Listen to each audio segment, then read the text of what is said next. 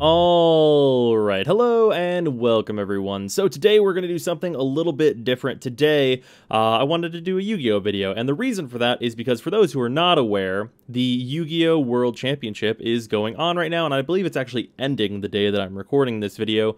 And whenever Worlds is going on, all of the local tournament stores will run a special tournament that uses the World's ban list. And I think I did very well. I won one of these nice field centers slash deck dividers that I think is pretty radical.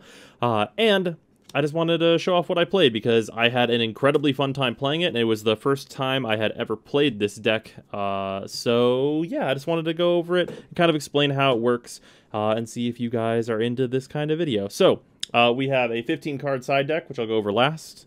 And then we have the 40-card main deck and the 15-card extra deck. So we're going to go over the main first and then move through the rest. So Altergeists are a control deck that focuses on basically making it so your opponent is not allowed to do what they want to do, and you end up playing a whole lot on your opponent's turn as opposed to your turn because your cards have just so much interaction with your opponent. So for that, the card that made Altergeist good, we have 3 Altergeist Multi-Faker. Altergeist Multi-Faker is absolutely incredible because this card can be special summoned whenever you activate any trap, and that is at any time. So this can activate on your opponent's turn, and when it's special summoned, and it can special summon itself through that effect, and this is a trap deck, you can summon any other Altergeist card directly from your deck, which gives you some incredible stopping power, and in rare cases you can get this out on your turn 0 when your opponent goes first, and then it just spirals out of control for your opponent from there. But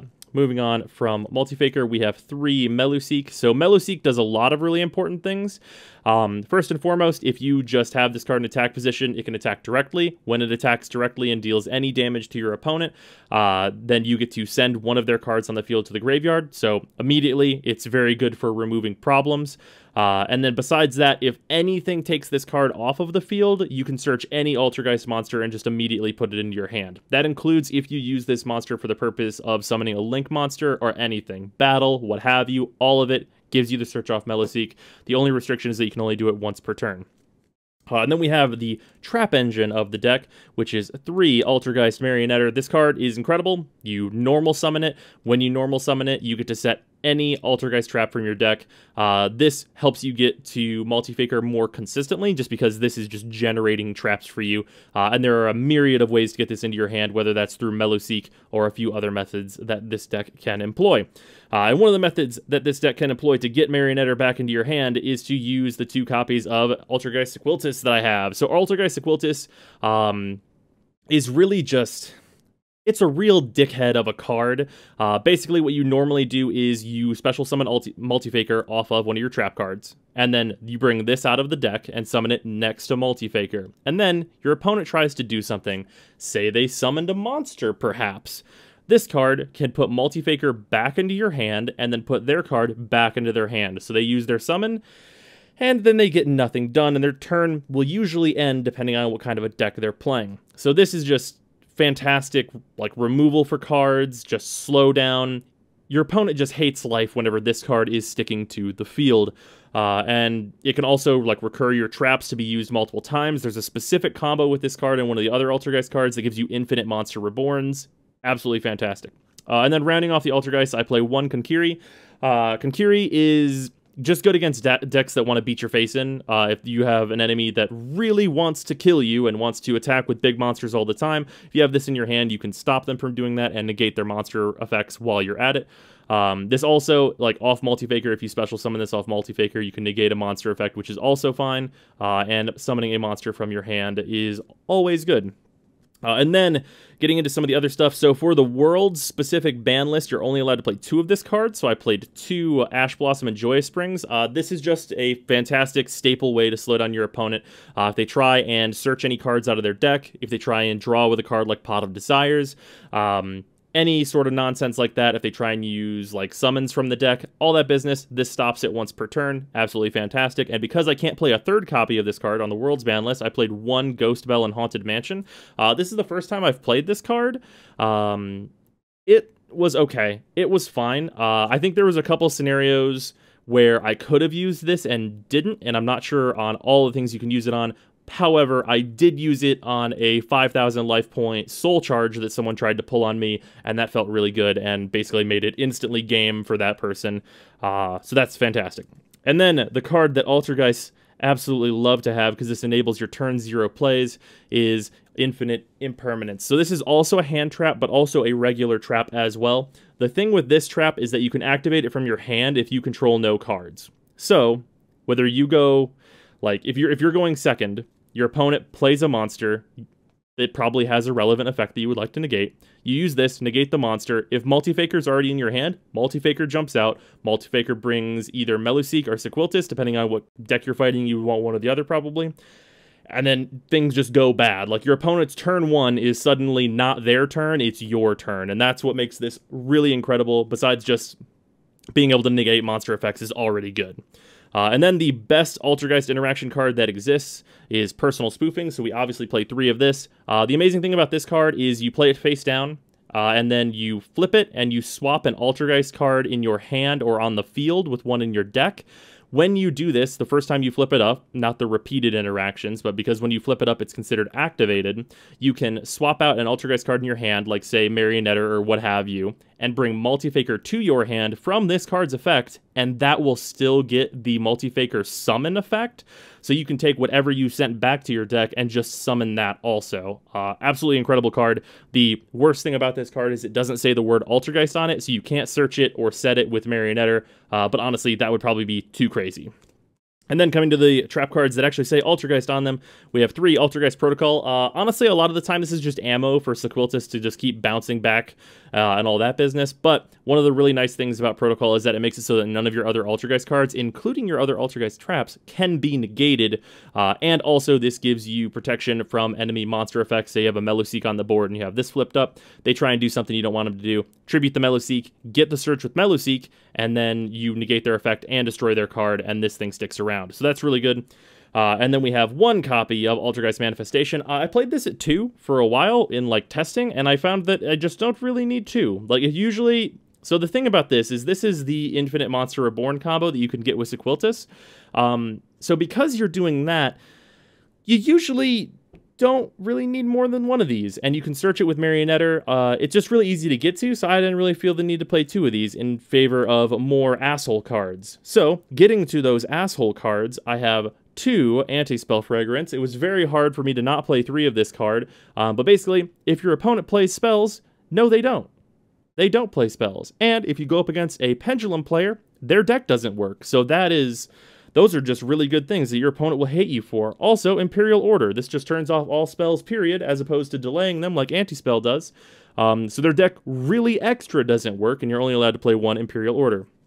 And then, for a variety of matchups, there are some decks this doesn't work against, but when it works, it's incredible. We have Rivalry of Warlords, which I only play 2 of because 3 is kind of bricky. You just draw too many of these if you play 3 of them, I find. But if you flip this card up on a deck that doesn't have every single monster in that deck the same monster, or the same monster type, like this deck is all spellcasters, for example, they have a bad time, because they don't get to play cards that are not the single type that they already currently have on the board. So a good thing for Rivalry of Warlords is if you flip this whenever an opponent, say, summons Link Karibo, they're fucked. You fucked them up, because nobody plays other Cyberse monsters, except for, like, maybe Space Insulator, so their whole deck doesn't function. They can't do anything. So this is a really good lockdown card in certain situations. And then just problem solvers. We got Solemn Judgment. This solves just a bunch of problems. Same deal for Solemn Strikes. I probably would play 3 Solemn Strike, but you can only play 2 for the World's ban list, so I went with this Solemn Brigade instead. And then a card that is way better than I thought it was going to be, that's just generic, don't care what deck you're going against, this just works, is Bottomless Trap Hole. They try and summon something, no you didn't, you banish that. This is especially good against anyone playing Pendulums, because when they Pendulum summon for probably like 4 monsters, this works on all of them, and banishes them, so they're no longer a problem whatsoever, even if it's like Dark Worm. Dark Worm has to be in the grave to affect. So this is incredible. And then cards that I never saw, I never drew them in any games that I played, but 2 Torrential Tribute. I feel like these could be pretty easily replaced with other stuff. Just like various traps that would be good against decks. Like you could honestly, one more anti-spell if you wanted to. There's a lot of various different fuck-up cards that you could play instead of these for like specific deck matchups and things, and I sided these out twice also, just because I wasn't seeing them. And then I'm playing 2 Pot of Duality as the only spells in the entire deck. This deck tends to not special summon on my turn, which is when you play Duality. Usually your opponent's turn starts, and then you start doing shit with Multi-Faker, and your board starts blowing up, and they start seeing bad shit.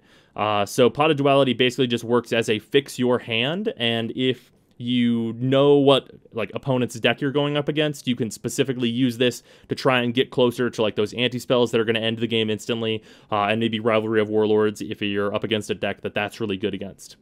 So that is the 40 card main deck that I played. I was really happy with this. I have absolutely no complaints about playing Altergeist. It's really fun. I love playing a heavy control deck or an OTK deck, and this deck in some perfect scenarios also has ways to OTK, but those never came up. Moving on, we have the extra deck. This is not used very much, honestly. You pretty much only ever go in to Linkuriboh. Linkuriboh is absolutely fantastic. You use this with Malusi Seek to get your draw on your turn because it's just a Link 1. This card can negate opponent's attacks by tributing itself. Besides that, it can be used from your graveyard to keep like reusing it over and over as a Link 1, which is really powerful because you can keep doing that stuff to Malusi Seek to keep getting those draws. And then we have some just generic support cards. Nightmare Cerberus, Nightmare Phoenix. This deals with monsters. This deals with spells. Fantastic. Really generic, easy Link 2s to get out if I need them. And then going into the Altergeist stuff that I played, I played 3 Altergeist Hextia. This is probably a little bit overkill if I'm going to be completely honest.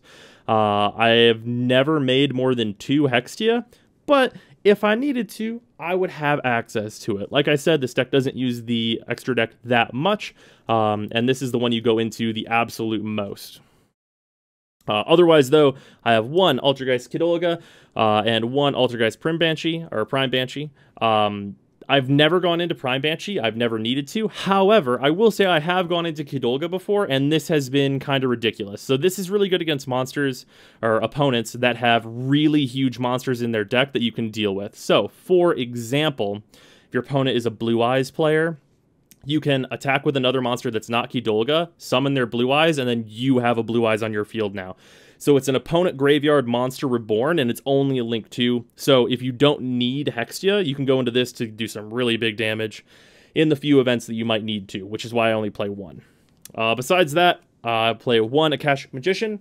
This is, I think, mostly good in a build of this deck that plays Kaijus, which you could play like 2 Gamma Seal instead of the 2 Torrential Tribute that I have.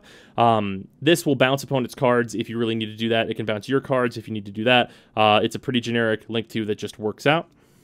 And then we have a bunch of Cherries targets, which is in the side deck. I have the Sky Striker main targets for Cherries to get rid of problems. The reason you run both of these is because whenever you Cherries a Sky Striker player, they usually have Ray on the board, so you Cherries, and then they're usually going to Quick Effect, Chain Ray to get one of these 2 out onto the field, and then basically they summon one, and then you Cherries the other one, so you get rid of all 3 copies of the one that they didn't use. So that's really effective against them. ABC Dragon Buster, I think this deck is really out of favor, but I played it anyway just because I happen to have a Dragon Buster, and if I saw it, then fuck them. And then the most important Cherry's target of all is Isolde, 2 Tales of the Noble Knights. So this fucks up Gokis. I did it to a Goki player. Unfortunately, I still ended up losing that match. That was the only match that I lost. But yeah, it's incredible in that matchup. It's the reason I stood a chance at all, is cherrying this card, because it just makes it so they have a way harder time starting their plays. And then otherwise, I played Spiral Double Helix. There were a couple of Spiral players running around. I didn't end up fighting any of them, but that would have been really good in that case. And then 1 Heavy Metal Foes Electromite. So I cherries this card once, and that was absolutely incredible. Allowed them, or made them not able to draw a ton of cards with this. This card is incredible. If you can cherries it, you should definitely do so. And Pendulums, I think, is one of the matchups for this deck that is not so great, so I wanted to hedge against that. And that is also why, at the beginning of my side deck here, cards to side in, I have 1 Anti-Spell Fragrance. This is the 3rd Anti-Spell Fragrance. I did side this in against both of the Pendulum decks that I went against. Then besides that, there's a lot of Goki hate in here to try and make that Goki matchup just a little bit better. So I have 3 Sphere Mode, Winged Dragon of Ra. I never drew it. Unfortunately, never drew it. Couldn't get out of the Goki board with it. I sided it in, never saw it. Same, I have 2 Droll and Lockbird for making it so Goki's got to slow down. Never drew it. Unfortunately, never drew it. And then we have 3 not Ash Blossom. Winter Cherries. This I drew into a lot, actually, which was nice. So this slowed down the Goki player quite a bit, but unfortunately he won the die roll, and this deck has a little bit of trouble going second, so I ended up losing that match, but it did slow him down enough to give me a real fighting chance. And then besides that, I had some cards in here for a mirror match, which is 3 Heavy Storm Duster.